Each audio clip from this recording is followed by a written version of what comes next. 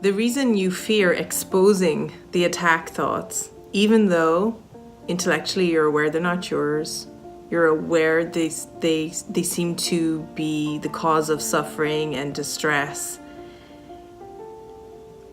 is because you're not really aware of that yet, because you've never fully trusted in the innocence that you've been told is yours. So you've never fully accepted forgiveness. You've never accepted the atonement for yourself. That's why this practical application of A Course in Miracles is just so absolutely mind-blowing. Day by day, you get to accept the atonement for yourself in all these very seemingly small, ordinary, everyday moments. This is a pathway of relationship. You get to choose once again who you are, and that peace is your sole goal. So that's why, and that's so absolutely epic.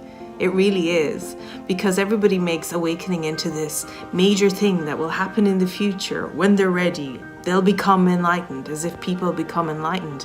And I'm saying ordinary miracles, everyday forgiveness opportunities is where it's at. Do only this.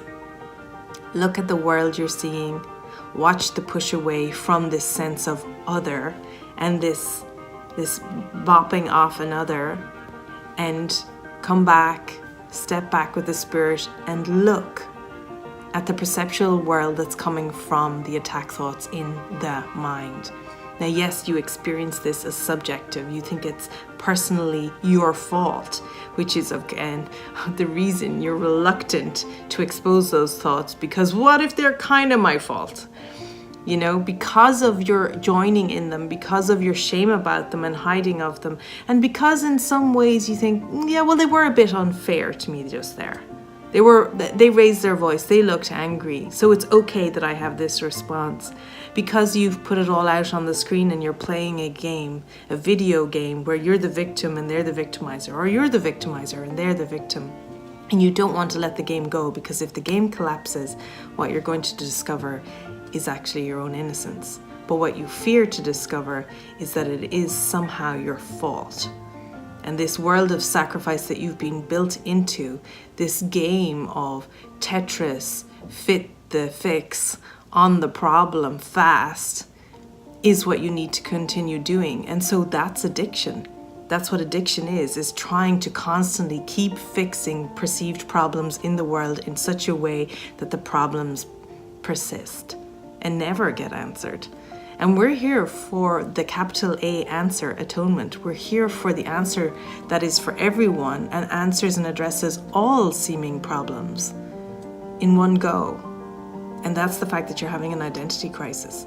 And there's nothing to get you in touch with who you truly are faster than the exposing of thoughts in your mind that suggest that you and others are someone other than Christ. So that's why they're so powerful, because you'd have to take courage and have faith and trust that that's your true identity in order to expose these thoughts, in order to expose the self-concept and all its defense mechanisms, in order to expose the belief that you believe you can be hurt and hurt another, in order to expose the belief that you are running the world. Now, if you're the one running the world, then it would be your fault.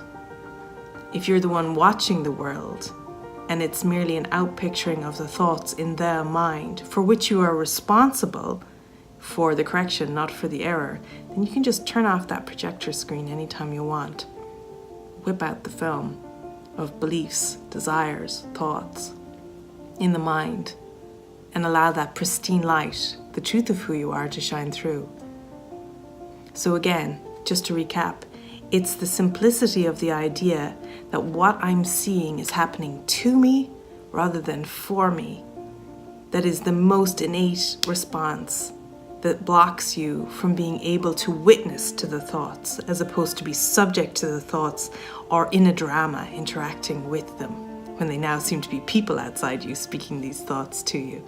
So whether those thoughts are simply an experience of in your mind, that your thoughts about another person, or your thoughts that you think another person's thinking about you, etc., or whether it seems to be an actual human being in front of you shouting at you, it's all your mind. Technically, the mind is non-personal, but the experience is it's all for you as opposed to all against you. And that's very relaxing when you start to come into it. It's like, okay, it's bringing something to awareness. It's bringing to awareness that I feel guilty. It's bringing to awareness that I believe there's blame. And the only reason I want to keep pointing the finger and pushing out there and saying it's not me, it's not my fault, running away, getting angry, whatever it is, interacting, people pleasing, is because I believe there is a fault, there is a blame, and I'm terrified it's mine. And so I want to keep this pin out of the hand grenade and keep it going. So the good news is the only reason any of this is coming towards you, once you've given your life over in service to the Spirit, is for healing, is for peace, is for happiness. And if you've done your rules for decision at the start of the day, then you're absolutely guaranteed that you have all the support you need to face what you're being shown and who you are not, and getting very clear on who you are. And it becomes relaxing. It's like, okay, I can do this. I can do this. I have got the Spirit beside me. I'm trusting it's all for innocence. Okay, I want to see.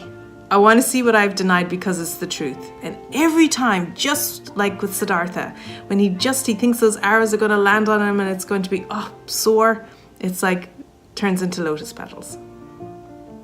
And that's why. And you get in a role, and especially if you're blessed enough to have mighty companions with you at this moment where you can trust that they're saying, go on, have a go, expose the thoughts, find out the consequence is happiness, peace, and truly coming into an experience of your own innocence. Not a hypothetical idea of not being guilty on this occasion, and who knows, fingers crossed for next time, but actually innocent. And innocent here means you're seeing that you're not the person on the screen interacting. You're not in the video game. You're the one watching. You're the one watching. You're the only one, like the child in the never-ending story, able to change the story. Not by trying to change what happens in outcomes and form, but by naming yourself correctly, by coming into awareness that that's the only place there's power. Any of this interacting on the screen in this game, that won't change anything. That'll be just a sticky tape fix for today, and it'll be gone tomorrow, and you'll be back, and they'll have multiplied into many more problems. So it's one problem, one solution, and that's the invitation to see that there's one problem and one solution, and it's a perceptual problem. Hi, my name's Sarah, and I have a perceptual problem. And the Spirit will go, great, I can help you with that.